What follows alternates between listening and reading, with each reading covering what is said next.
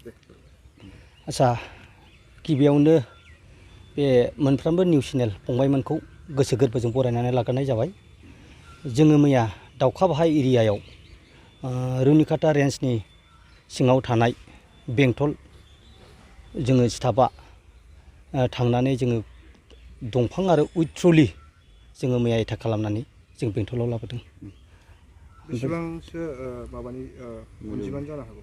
बियो मेक्सिमाम 5 लाख 6 लाखसोनि बे अनजिमा जागोन। ट्रेक्टरा गंबेसे? ट्रेक्टरा गंनै। मानसिफोरखौ मोनदों ना खारदों? मानसिफोरखौ मोनाखै, बिसोरो खारनानै दङ। मा दंफां बियो? बेखौ दुना दंफां होननानै जोङो बुङो, साल दुना दंफां होननानै बुङो बर' भाषायै। बेजों लोगोसे आरो गुबुन मोनसे जिथु जायगायाव हमनो हानाय बेनिबो खौरां मोननाय जादों। रुनिकाटा रेन्जनि आन्दारावनो थानाय खुंग्रिं एरियायावबो खुंग्रिंनि गथ'फोरखौ ट्रेक्टर गंबा दंफां एटाक खालामनानै लाबोदों होननानै जोंबो खोनानो मोन्दों। दा बिनि एमाउन्टआ खबर मोननाय बादिबा 7-8 लाखसोनि भेलु जागोन होननानै जोङो खोनानो मोन्दों।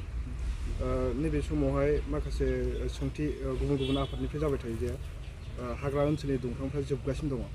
बेनिफ्राय नोंथांनि फरेस्टनिफ्राय नैबे समावहाय माबायदि मोनसे हमनायनि बेबस्थाखौ लागासिनो दं? जोंथ' बे बुस्थुखौ माने होबथानायनि जोंनि गोजौ लेभेलनिफ्राय माने इनिसिएटिभ लागासिनो दङ। जोङो बेखौ जेरै हागौ जोङो जोंनि डिपार्टमेन्ट थ्रुयै बेखौ होबथानायनि जोङो बेबस्था लागोन आरो बे होबथानायाव जोंनि माखासे रायजो राजाफोरनि मददखौ जोंनो नांगोन। जिथु दंफां फालांगि खालामग्राफोर, दंफां खावग्राफोर, बिथांमोनखौ नोंथांमोना मोनोबा हमनाय जागोन ना? बिथांमोनखौ जोङो मोनोबाथ' जोङो एरेस्ट खालामगोन आरो बिथांमोना दिनै जोंनि बेबादि दंफां हमनानै लाबोनायाव बिथांमोना जोंखौ मेन्टेलिटि फिजिकेलि बिराद सासपेक्ट खालामो। लामा सामा बिथांमोना गाजोलफोर दोनानै दोनजोबो। जोंहा लाबोनायाव गोबां खस्थ' मोनो। मैयाबो जोंनि ट्रेक्टर आरो जोंनि बे सालायग्रा बलेर'आबो लिक जाजोबनानै जों बिराद खस्थ' मोनदों। होमबाबो जोंनि जे फंबायफ्रा, जोंनि जे स्टाफआ मालाबाबो उनफिननानै बा फावसायनानै थायाखै।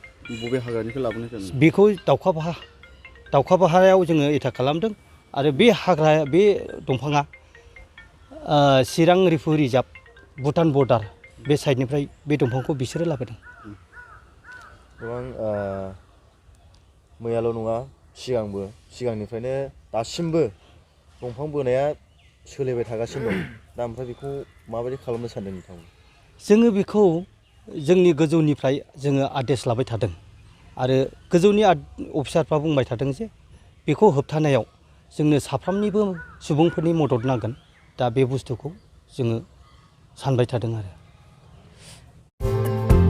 39 बोसोरनिफ्रायनो देहायारि जोथोननि बिथिङाव बुहुमनि बयजोंबो फोथायजानाय लोगोसे साबसिन आरो रावजोंबो रुजुजायै गोरोन्थि गैयै फिथाइनि रादाय होग्रा एप'ल' डायग्नोस्टिक्सआ नोंथांमोननि साखाथियाव सौफैबाय।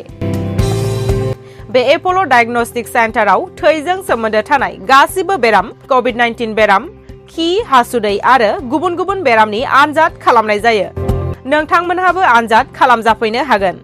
थङा जाबाय क'क्राझार टाउननि मालदां बाजारनि साखाथियाव थानाय रिलायन्स पेट्रल पाम्पनि उल्थाथिं। रोखायै मिथिनो थाखाय नोंथांमोनहा 6001517103 नाम्बाराव सुलु लानो हागोन। एप'ल' डायग्नोस्टिक सेन्टार, क'क्राझार।